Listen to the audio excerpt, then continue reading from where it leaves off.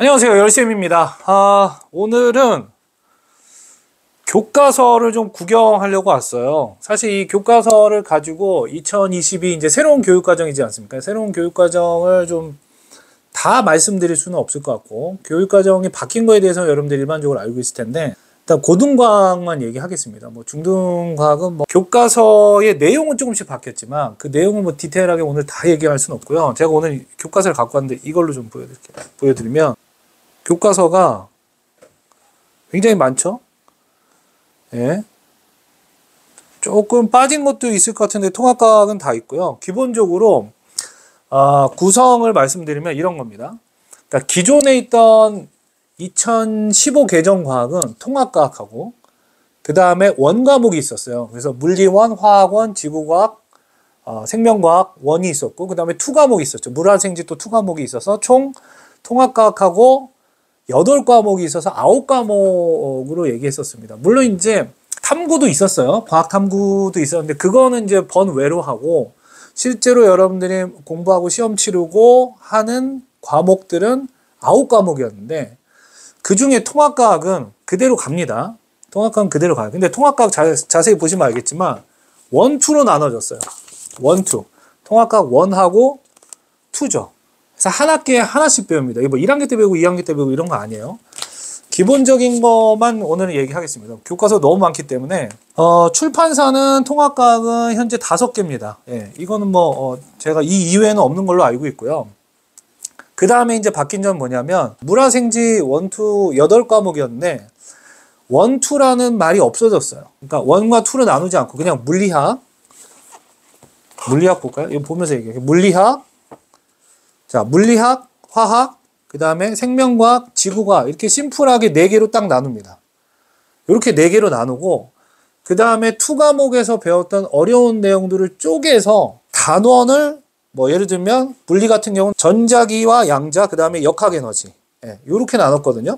그래서 물2에 있던 내용 중에서 사실 정확하게 같진 않아요. 물2에 있던 내용이 다 여기로 나눠졌다 이렇게 얘기할 수는 없고 뭐 화학도 마찬가지입니다. 화투에 있던 내용이 여기 다 나눠졌다 이렇게 얘기할 수는 없지만 기본적으로 2과목에 있던 걸 2개씩 이렇게 교과서를 나눴어요. 2개씩 나눴습니다. 그래서 물리에 2개 있고 화학에 2개 있고 생명과학, 생명과학도 한번 볼까요? 세포와 물질 대사, 유전이 따로 빠졌어요, 여러분들. 그리고 지구과학은 지구 시스템과학, 행성 우주과학 해서 2과목 이렇게 빠졌습니다. 그러니까 총 과목별로 3개씩 있으니까 12개의 선택 과목을 배우게 됩니다. 통합과학은 선택이 아니에요. 필수고 이 물리화학, 생명과학, 지구과학 중에서 이렇게 단원의 이름으로 나눠져 있지 않은 거, 이름으로 나눠져 있지 않고 물리학, 생명과학, 지구과학 이렇게 나눈 거는 2학년 때 배웁니다. 물론 이제 학교의 어떤 그 방침에 따라서 좀 달라질 수는 있어요. 근데 이걸 2학년 때 이제 일반 선택이라고 하거든요. 일반 선택은 2학년 때 주로 배우고 그 다음에 진로 선택은 주로 3학년 때 배우게 됩니다. 3학년 때. 그러니까 뭐 예를 들면 나는 생물의 유전을 이제 선택했다. 그리고 화학에서 물질과 에너지를 선택했다. 그러면 이 과목들은 3학년 때 배우는 거예요. 우리가 물화생지 일반 선택 과목까지 2학년 때 배우는 게 내신의 주 범위를 차지한다. 이렇게 보시면 되겠어요. 융합 선택이라는 게 있습니다. 융합 선택은 보시면 알겠지만 과학의 역사와 문화 이거 말고도 또 있거든요. 기후변화와 환경생태, 융합과학 탐구가 있어요. 그래서 이 부분은 절대평가 절대평가로 들어가기 때문에 실제 내신에 들어가지 않는 부분이라서 여러분들이 뭐 부담 가질 필요는 없을 것 같습니다. 근데 이제 내용을 제가 조금 봤거든요. 재밌어요. 오히려 저는 이건 공부와 상관없이 과학의 역사와 문화니까 이런 거는 좀 학생들도 재밌어 하지만 뭐 저도 이제 과학의 역사에 대해서 다 아는 건 아니잖아요. 그래서 좀 읽을 만한 내용이 있었던 것 같아요. 그래서 뭐 지금 여러분들이 이걸 뭐 보실 수는 없겠지만 뭐 미리 볼 수 있으면 한번 보면서 흥미를 느끼는 것도 좋을 것 같습니다. 자, 탐구 실험이 있습니다. 탐구 실험은 1과 2로 나누고요. 이것도 이제 1학년 때 배우게 되는데 탐구 실험 1, 탐구 실험 2 이런 식으로 나누게 되고요. 이것도 1학년 때 이제 다 배우게 됩니다.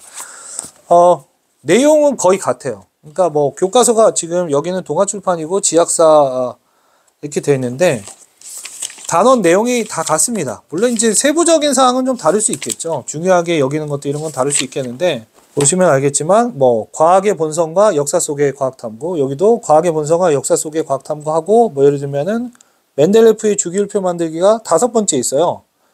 그죠? 그럼 여기도 멘델레프의 주기율표 만들기 있죠. 예.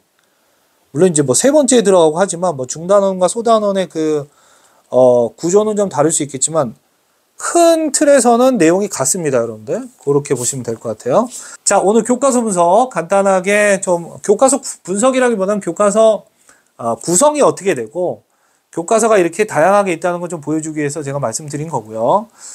저도 이 교과서들을 다 세세하게 보진 못했습니다. 예. 일단은 통합과학을 이제 내년에 통합과학이 시작되기 때문에 통합과학 위주로 통합과학은 많이 보고 있어요. 많이 받고 많이 보고 있습니다. 지금도. 근데 다른 과목들도 이제 여러분들이 2학년, 3학년 때 배울 거기 때문에 그걸 좀 대비해주는 과정에서는 저도 좀 꼼꼼히 살펴볼 생각입니다. 그래서 오늘은 새로운 교육 과정에 맞춘 교과서의 구성이 어떻게 되는지 그 정도만 좀 살펴보도록 하겠고, 시간 있을 때 조금 더 그 세세한 과목까지 좀 분석해 드리도록 하겠습니다. 자, 오늘 여기까지 하고요. 다음은 제가 미리 광고를 드리면 통합과학이 이제 수능 과목이 되지 않습니까? 그래서 수능 예시 문항이 좀 나온 지 좀 됐어요. 지금 한 달 정도 된 것 같은데 12문제가 있는데 그걸 풀이하면서 수능의 방향성, 2028학년도 수능의 방향성에 대해서도 다시 한번 좀 말씀드리도록 하겠습니다. 자, 그러면 오랜만에 이렇게 얼굴 보고 인사드렸는데 다음 시간에 더 좋은 컨텐츠로 만나 뵙도록 하겠습니다. 안녕!